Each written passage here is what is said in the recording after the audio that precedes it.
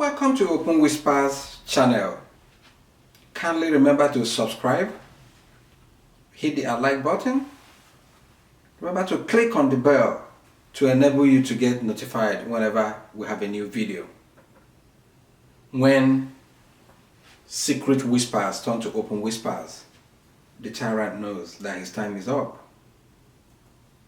After being scared of telling the king the truth, sometimes you pull out the mask, talk to the king face to face, one-on-one, so that he will know that you are no longer afraid. Today we should straight, and I start by referring us to what the Vice President of Nigeria, Professor Osinbajo, said in one of his series. He said that if we keep quiet,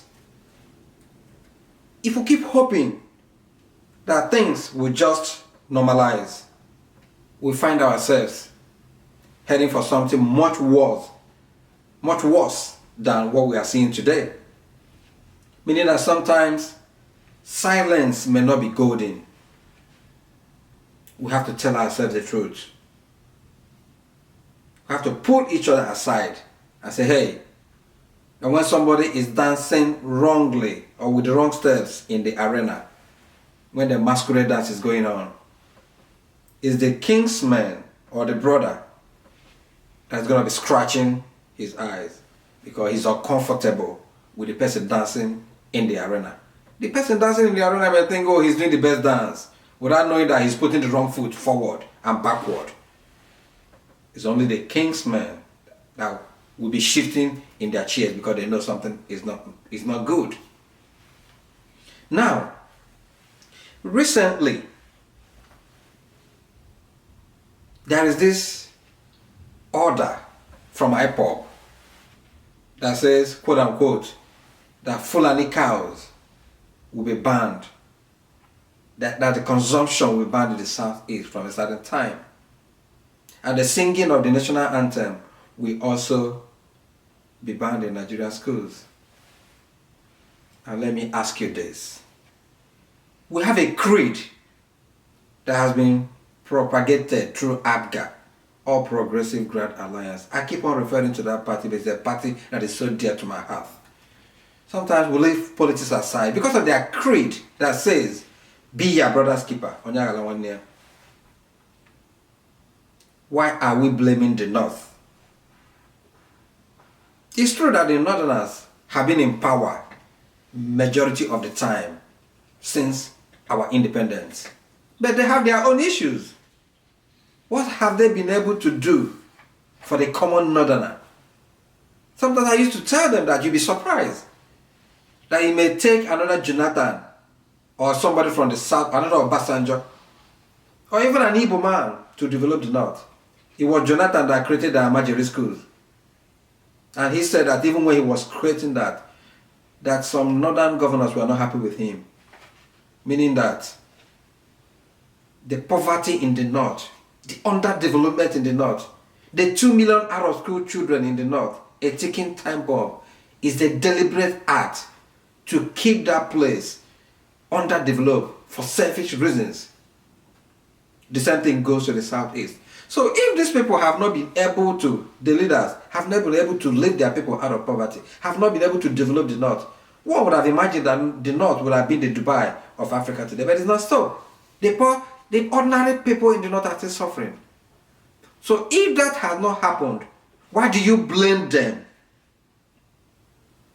for the underdevelopment in the Southeast? So my point is, leave the North alone. Do not blame the North for the problems in the Southeast or in the rest of the country. You have to develop yourself before you think of developing others. Having said that, let me go straight to my point. Ipob, you started as a freedom fighting movement, right? But from what we are seeing, it's obvious that movement has been hijacked. And I put it straight to you. Why the infighting in Ipob? Why is it what you guys call DOS versus Simon Ekpa? That division you see in Ipob is only a microcosm of the division you see among the Igbos. The Igbos have lost their core values. The core Igbo man loves life. They preserve life. They cherish life. But the carnage we are seeing in Igbo land today is not what the Igbos represent. You know that. And they attribute that to the activities of either Ipob or the Ipob impostors, as I call them. Because they are saying they are still at home. And some are saying there is no seat at home. It's easy, or it's easier, to unleash your dog to go after an enemy or somebody you think is an intruder who is coming into your compound. But the moment you realize that that person you thought was an intruder is your brother, it may be too late to bring back that dog. That is the case that is going on in the Southeast again. Who is fooling who in the Southeast? I've always said that it is the rat in the house that goes outside to tell the rat in the bush that there is meat in the house. Who betrayed Nnamdi Kanu? Is it enough? Have you people asked yourself that questions? If you are declaring sit at home in the Southeast, to the extent that the children of Southeast are missing their NECO exams, missing their WAEC exams, who is fooling who? Go and study the history of the Black Panther of America that was formed in 1960s in Oakland, California, to fight against police brutality. Not even for one day did they turn against their people or to inflict hardship on their people. Go and study about Mau Mau in East Africa that fought for independence. Not for one day did they inflict hardship on their people. They fought to liberate their people. They protected their economic interest. So if sit at home is inflicting hardship on the people of the Southeast, why go ahead with that? Why can't you change strategy and resort to fasting and prayer for your leader? How can you be negotiating for Nnamdi Kanu to be released as a political prisoner or to be pardoned, and you are banning the consumption of cattle in the Southeast, or you are banning the singing of national anthem in the schools in the Southeast? Can the two things go together? It's either you are here or you are there. But above all, if lives and properties have been destroyed in the Southeast due to the activities of Ipob or their impostors, is it not time we take another look where we are as a people? Why are we losing our core values? Why? Is it not time we look at ourselves in the mirror? Talk to ourselves as brothers and sisters. Who is losing through these activities? Is it the North? Leave the North alone. If you are banning the consumption of cattle, or the Fulani cattle as you call it, do you have enough people, enough farmers in the Southeast who have reared the local breed cattle to sustain the people?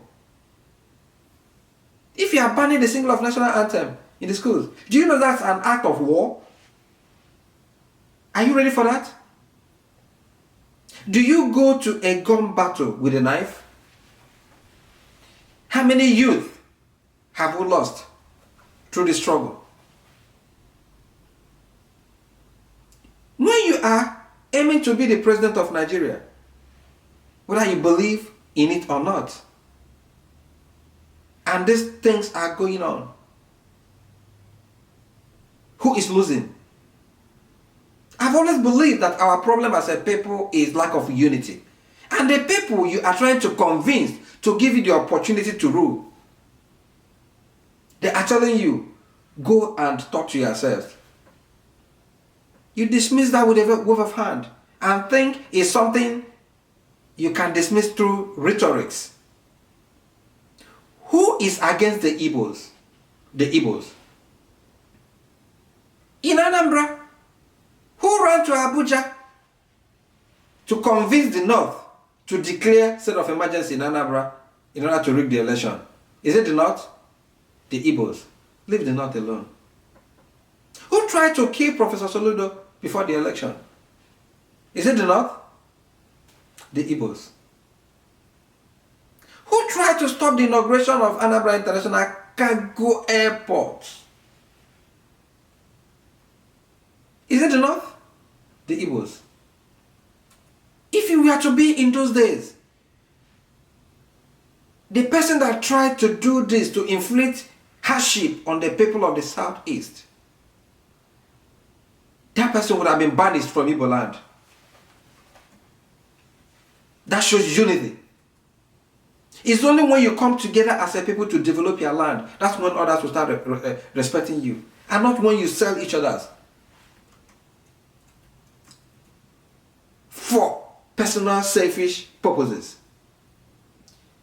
We have governors, senators, House of Representative members who are collecting huge amount of money through security votes, federal allocations, constituency allowances for projects.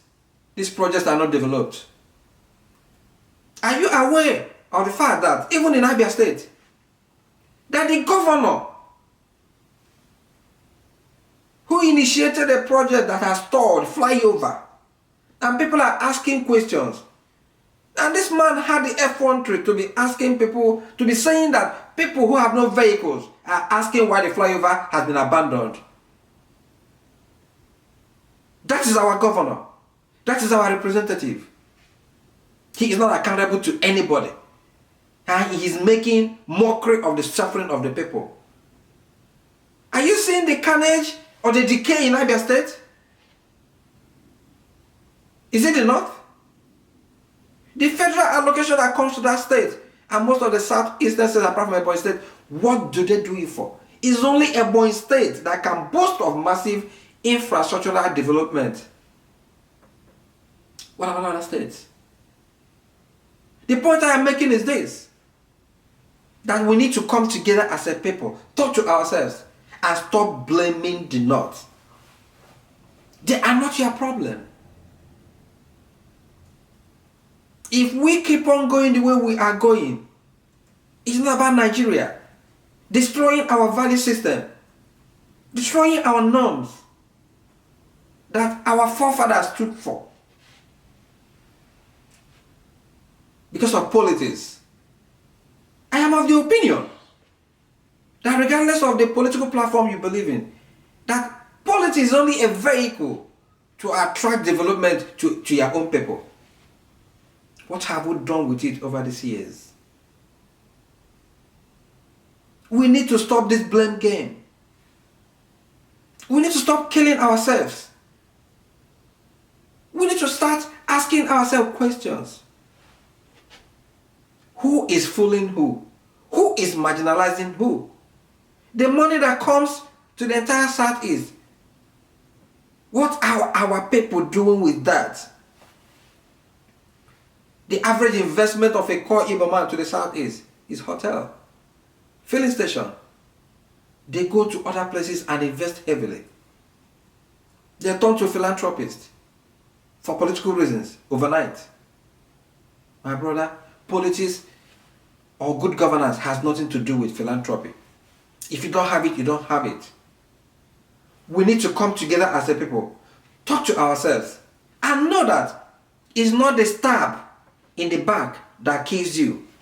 It's when you turn around and you see who that stab is coming from.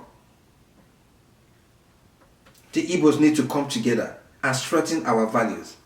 We need to go back to the time of our forefathers. We need to know that war is not the answer. To fight is to die. We need to develop our educational system, invest in our youth, instead of sending them to their untimely deaths. If Ipob has been hijacked, you need to come together. I know that even people don't believe that you are a terror organization. But when you are unleashing harm on your people, what is the difference between you and Boko Haram? What is the difference between you and the rampaging herdsmen? What is the difference between your acts and that of the bandits? You have to sit down and reflect and know that you cannot be against your people. Stop blaming the North. Let's hold our leaders accountable. And let me end with this quote from Michelle Obama, the former First Lady of America. When you are struggling and think about giving up, I just want you to remember the power of hope. The belief that something better is always possible if you are willing to fight for it, if you are willing to work for it.